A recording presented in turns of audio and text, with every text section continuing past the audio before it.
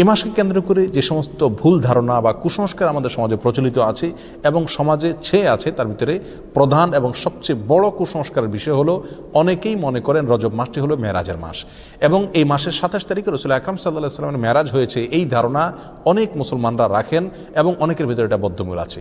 শুধু তাই নয়, আমাদের সমাজে রজব মাসের চাঁদ উঠলে পত্রপত্রিকাতে, মিডিয়াতে দেখবেন যে সেখানে সংবাদের শিরোনাম করা হয় এভাবে যে পবিত্র রজব মাসের চাঁদ দেখা গিয়েছে, অতএব অমুক তারিখে শবে মেরাজ, অর্থাৎ সেই হিসাবে 27 তারিখ হয় অমুক তারিখ আর সেদিন শবে মেরাজ, অর্থাৎ রজব মাস মানেই হলো মেরাজের মাস। এ মাসের মূল প্রতিপাদ্য বিষয় হলো মেরাজ, যার কারণে এই মাসের অনেক ফজিলত এবং অনেক গুরুত্ব এবং মর্যাদা আছে বলে অনেকে মনে করে থাকেন, অথচ এর সাথে কোরআন এবং সুন্নাহর ন্যূনতম কোনো সম্পর্ক নাই।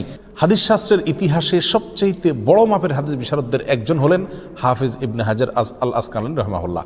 হাফেজ ইবনে হাজার আসকালানী রাহিমাহুল্লাহর নাম জানেন না অথবা তার ইলম থেকে উপকৃত হননি এমন একজন আলেমও সারা পৃথিবীতে খুঁজে পাওয়া কঠিন হবে।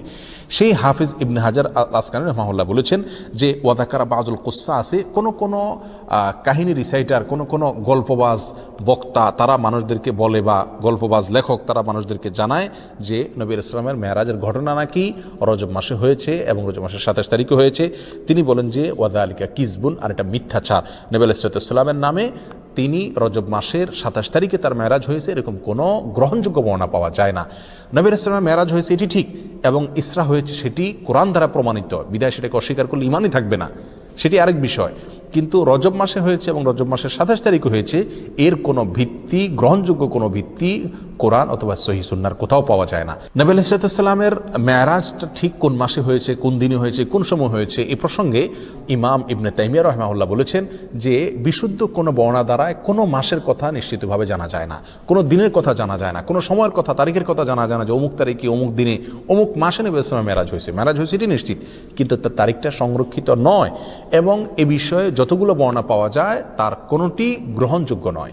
বিধায় এই মাসকে মেরাজের মাস এবং এই মাসের 27 তারিখে শবে মেরাজ এর রাত মনে করে সে রাতে বিশেষ কোনো আমল করা, এই রাতকে বিশেষ কোনো পদ্ধতি উদযাপন করা, এটি হলো রজব মাসের সবচেয়ে বড় বিদআত, যার সঙ্গে ইসলামী শরিয়ার কোনো সম্পর্ক নাই।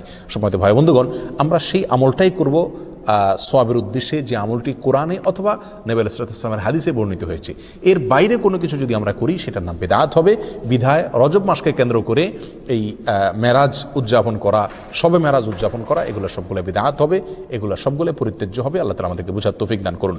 সম্মানিত ভাইয়েরা, যদি আমরা ধরেও নেই যে রজব মাসেই এবং রজব মাসের 27 তারিখে নবী আলাইহিসসালামের মেরাজ হয়েছে, তারপরও একটা কথা থেকে যায়, তা হলো নবী আলাইহিসসালামের মেরাজ হয়েছে মক্কায় এবং মক্কার শুরুর দিকে। তিনি এই মেরাজের ঘটনার পরে মক্কায় দীর্ঘদিন ছিলেন, মদিনায় দীর্ঘদিন ছিলেন, তার মৃত্যুর পরে তার সাহাবায়ে কেরাম দীর্ঘদিন ছিলেন।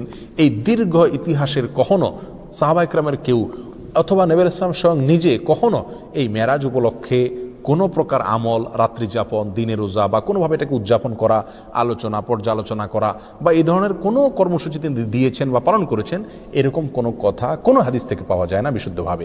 অতএব এই আমলটি আমরা যারা করে থাকি রজব মাসকে কেন্দ্র করে শবে মেরাজের উদযাপনের আমল, এটি সম্পূর্ণভাবে বিদআত এবং পরিত্যাজ্য। আল্লাহ সুবহানাহু ওয়া তাআলা আমাদেরকে বুঝার তৌফিক দান করুন। এর সাথে ইসলামের শরিয়ার কোনো প্রকার সম্পর্ক নাই।